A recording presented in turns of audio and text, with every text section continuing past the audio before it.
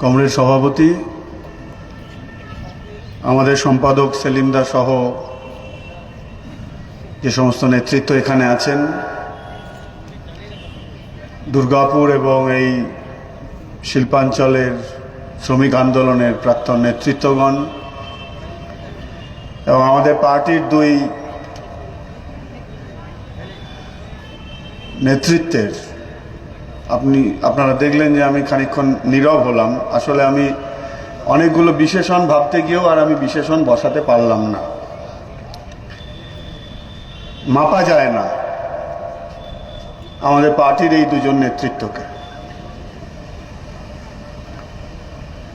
এবং এখানে শোক প্রস্তাব পড়া হয়েছে, তাতে কমরেড সীতারাম ইয়েচুরি এবং কমরেড বুদ্ধদা সম্পর্কে সংক্ষিপ্ত কিছু কথা এখানে রাখা হয়েছে। তাতে করে নিশ্চয়ই আপনারা সবাই বুঝতে পারছেন, অন্তত আমার তো এই অনুভূতি হচ্ছে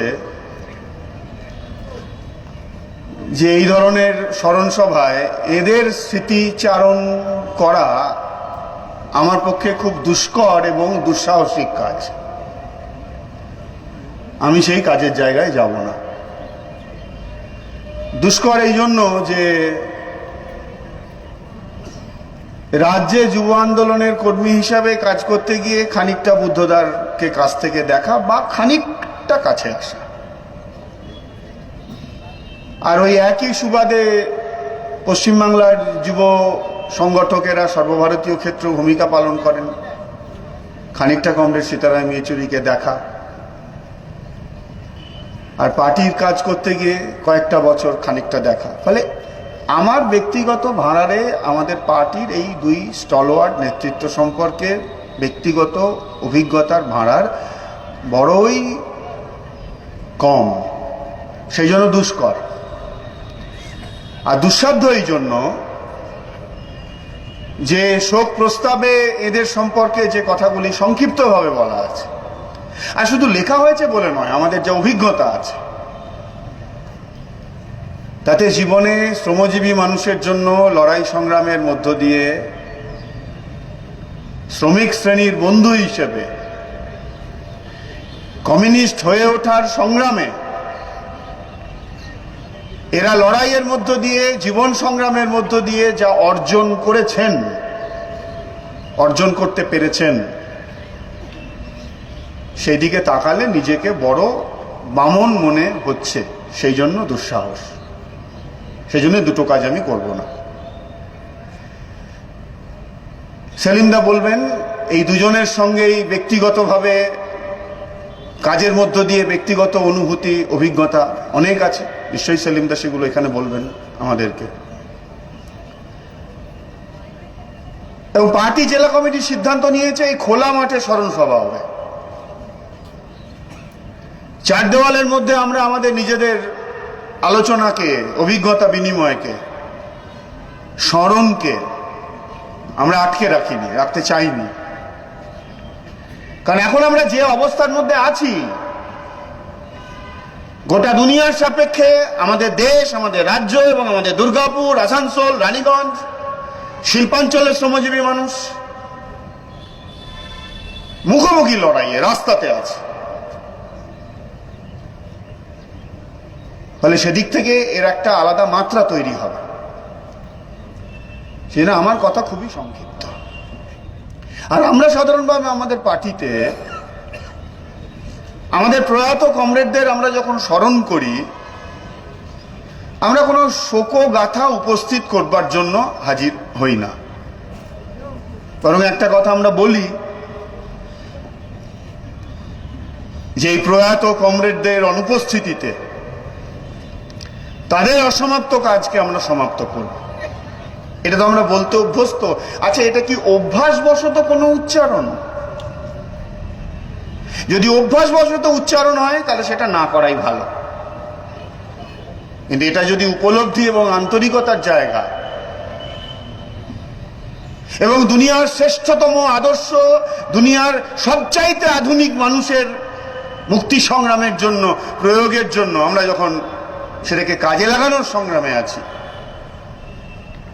ফলে সেই বাক্যের তোমাদের অসমাপ্ত কাজ সমাপ্ত করার অঙ্গীকার যখন আমরা করি, সেটা অনেক ভার, মানে ভার মানে আমি বলছি তার ওজন অনেক বেশি, পাখির পালকের মতো হালকা নয়, ওজন অনেক বেশি।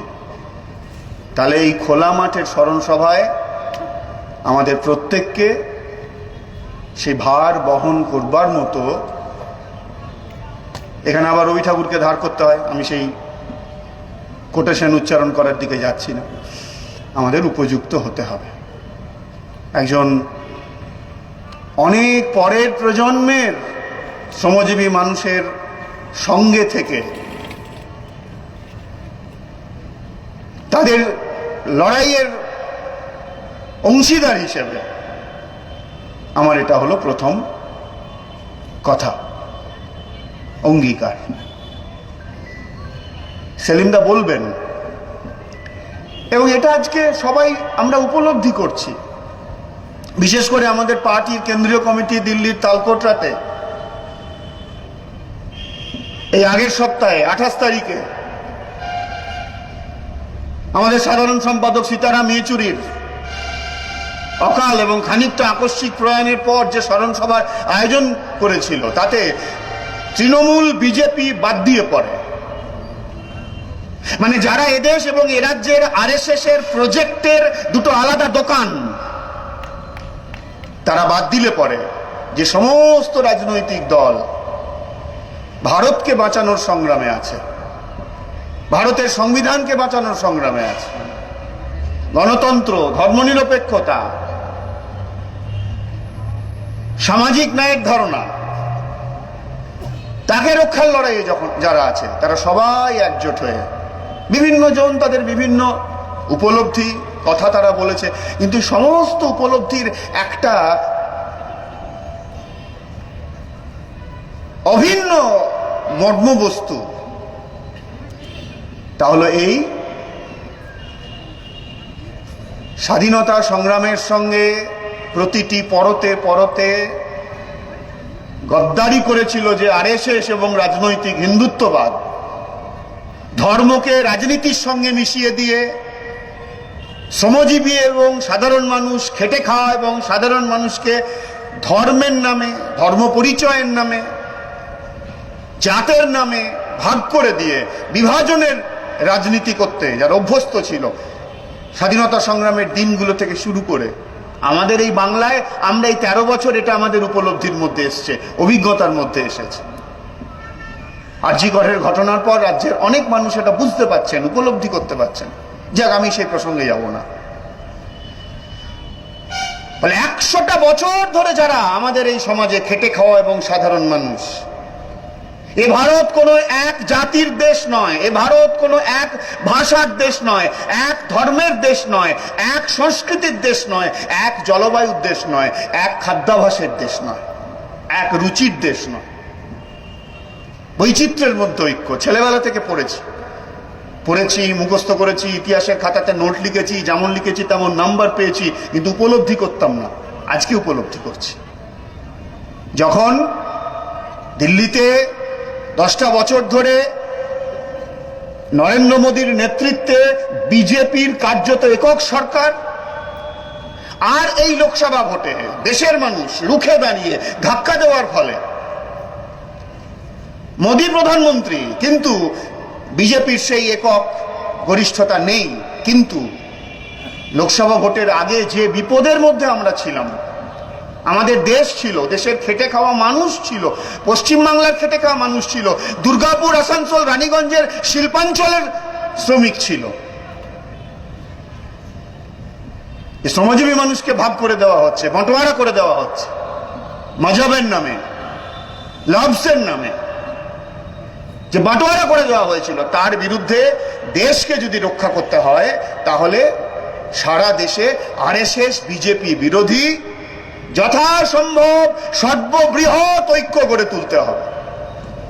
আর পশ্চিমবাংলায় যেহেতু 13 বছরের অভিজ্ঞতাতে এখন তো আরো বেশি বেশি করে মানুষের মধ্যে আসছে যে পশ্চিমবাংলাতে তৃণমূল কংগ্রেসের সরকার চাষ করেছে, বীজ বুনেছে, জল দিয়েছে, সার দিয়েছে, পোকা মারার ওষুধ দিয়েছে, কিন্তু আসলে শেষ পর্যন্ত সেই ফসলটা ঘরে পৌঁছে দিয়েছে আরএসএস এর গোলাতে।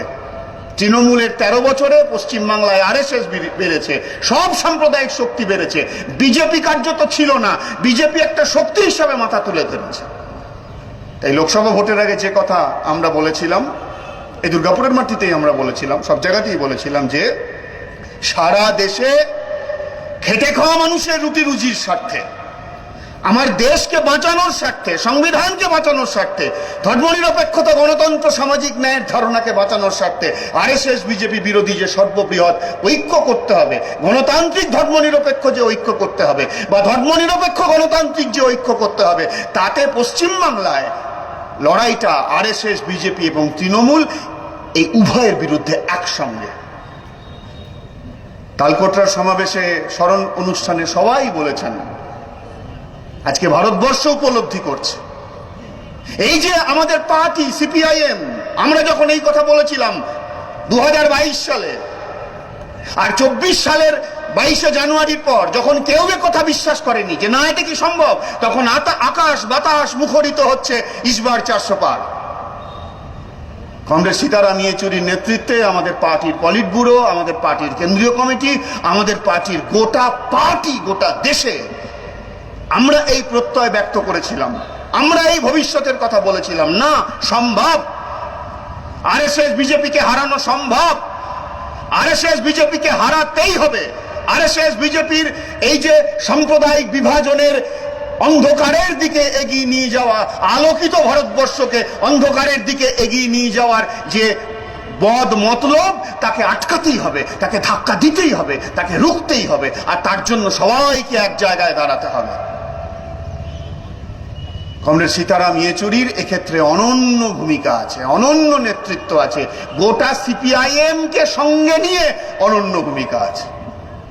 এটা আমাদের সবারই শিক্ষা।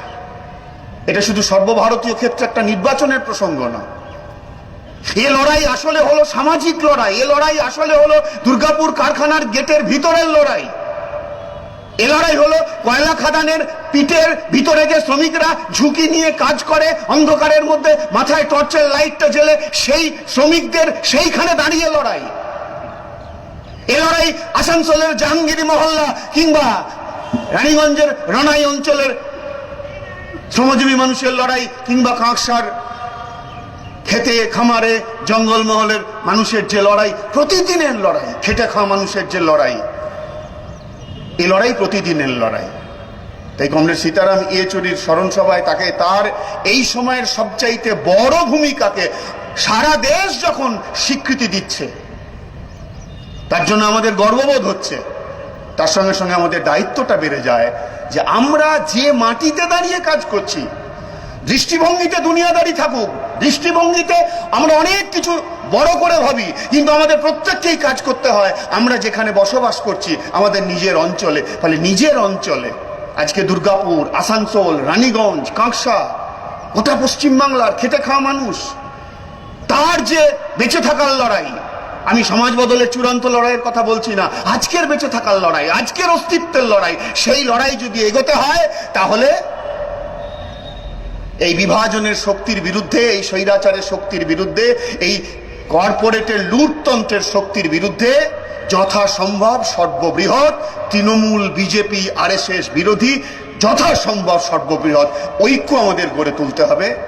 আজকে সীতারাম ইয়েচুরির বড় প্রয়োজন ছিল এই অবস্থায়, কিছু করার নেই, তাহলে সেই দায়িত্ব আমাদের সবাইকে পালন যদি করতে হয়, তাহলে আমাদের যারা নেতৃত্ব আছেন সারা দেশ, সারা রাজ্যের, সেই পরিস্থিতির কথা তারা বলছেন, কিন্তু আমরা যারা নিচে নেমে কাজ করি, আমাদেরকে এই উপলব্ধি থেকে আমাদের সবাইকে কাজ করতে হবে।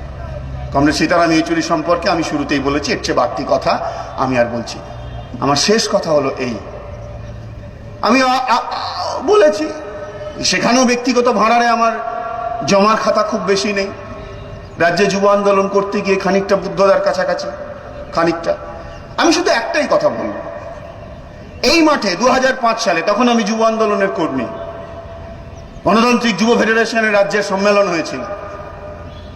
সমাবেশে বুদ্ধদা বক্তা ছিলেন, প্রধান বক্তা বুদ্ধদা বক্তা ছিলেন, এখানে রতিনদা আছেন, আরো সবাই আছেন, তারা সেখানে ছিলেন।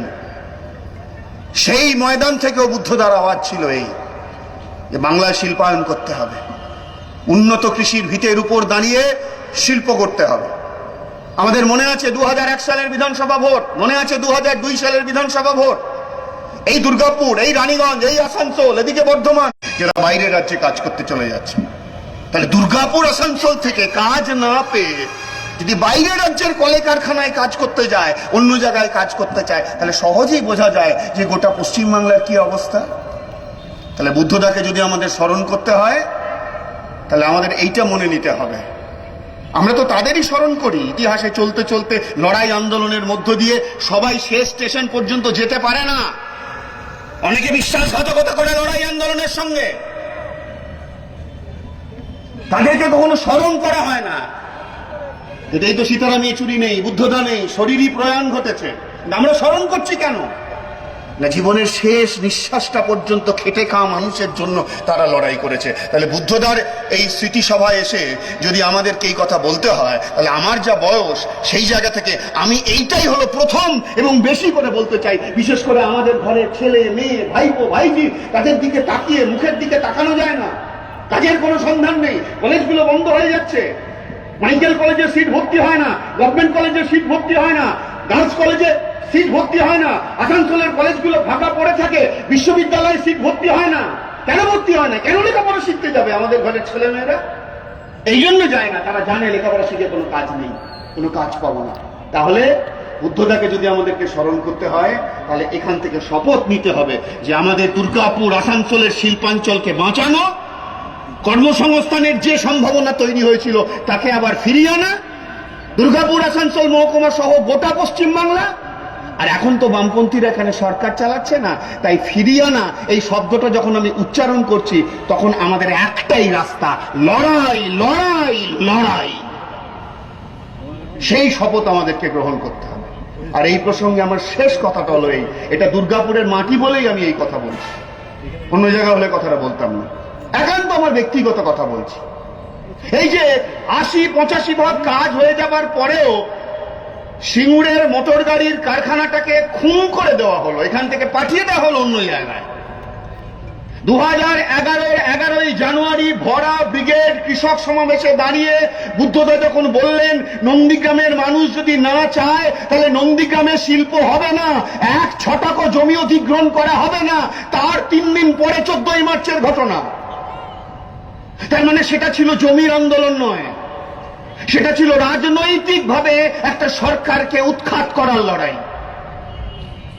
কিন্তু কথাটা আমি যেটা বলতে চাই, যেটা বললাম দুর্গাপুর বলেই এই কথাটা বলছি, আসানসোল রানীগঞ্জ হলেও একই কথা বলতাম। মানে আমি বলছি শিল্পাঞ্চল বলে বলছি। আমাদের দুর্গাপুর মানে আজ থেকে 50 বছর আগে ছিল জঙ্গল, আজ থেকে 60 বছর আগে চিত্তরঞ্জন ছিল জঙ্গল, আজ থেকে 50 বছর আগে আসানসোলের এই আসানসোল ছিল না, রানীগঞ্জ এই রানীগঞ্জ। হ্যাঁ, রানীগঞ্জের কয়লা খনি অনেক আগে যখন হয়েছিল সেটা আলাদা কথা। তাহলে সংগঠিত শিল্পের জায়গা। আজকে 30-32টা বছর ধরে গোটা দুনিয়া জুড়ে নয়া উদারনীতির নাম করে যে লুট চলছে, অন্যভাবে নেবেন নয়, বেশি কথা এই ব্যাখ্যার জায়গায় যাচ্ছি না। লুট চলছে মানে কল নেই, কারখানা নেই, কিন্তু আম্বানি আদানিদের পেট ফুলে যাচ্ছে। লুট লুট, ব্যাংক লুট করছে, বিমা লুট করছে, সম্পদ লুট করছে, রেল খেয়ে নিচ্ছে, জমি খেয়ে নিচ্ছে, কাজ খেয়ে নিচ্ছে, অধিকার খেয়ে নিচ্ছে, সবকিছুকে খেয়ে নিচ্ছে। যে লুট করছে গোটা দুনিয়া জুড়ে নয়া উদার অর্থনীতি। সেই নয়া উদার অর্থনীতির প্রথম এবং প্রধান লক্ষ্য হলো যে লুটের মাধ্যমে পুঁজিপতিদের পেট ফুলবে, কিন্তু কল কারখানা তৈরি করা হবে না। কারণ কল কারখানা তৈরি হলে শ্রমিক শ্রেণীর জন্ম হবে, শ্রমিক শ্রেণীর জন্ম হলে শেষ বিন্দু পর্যন্ত তারা লড়াই করবে। তাই নয়া উদার নীতির অন্যতম লক্ষ্য হলো সংগঠিত ক্ষেত্রের শিল্প শ্রমিকদেরকে শেষ করে দেওয়া।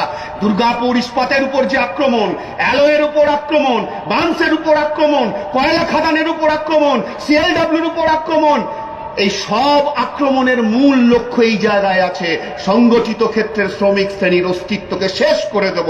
যে কাজগুলো স্থায়ী শ্রমিকরা করে সেগুলো ঠিকা শ্রমিকদের দিয়ে করিয়ে নেব। বেকার ভরা বাজারে এই কাজ করিয়ে নেওয়া সহজ। তাই সিঙ্গুরের শিল্প স্থাপনের লড়াই, পশ্চিমবাংলায় শিল্পায়নের লড়াই, কৃষির ভিতের উপর লড়াই, সেটা যেমন প্রথম ছিল বেকার যুবকদের কর্মসংস্থানের সম্ভাবনাকে বাস্তবায়িত করার উদ্যোগ, তা নষ্ট হয়ে গেল। কিন্তু তার সমাজ অর্থনীতির নিরিখে ভাবলে পরে সেটা ছিল উদারনীতির বাজারে উল্টো রথের যাত্রায় পশ্চিম বাংলায় সংগঠিত শিল্প শ্রমিকের অস্তিত্বকে রক্ষা করা, আর এই সংগঠিত শিল্প শ্রমিকের অস্তিত্ব রক্ষার জন্য যে লড়াই হবে সে লড়াইটা আসলে হলো শেষ পর্যন্ত সমাজ বদলের লড়াই। আমি আমাদের দুজন স্টলওয়ার্ডের স্মৃতির প্রতি শ্রদ্ধা জানিয়ে আমার কথা শেষ করছি। ইনকিলাব জিন্দাবাদ। কমরেড সীতারাম ইয়েচুরি লাল সালাম, কমরেড বুদ্ধদেব ভট্টাচার্য লাল সালাম।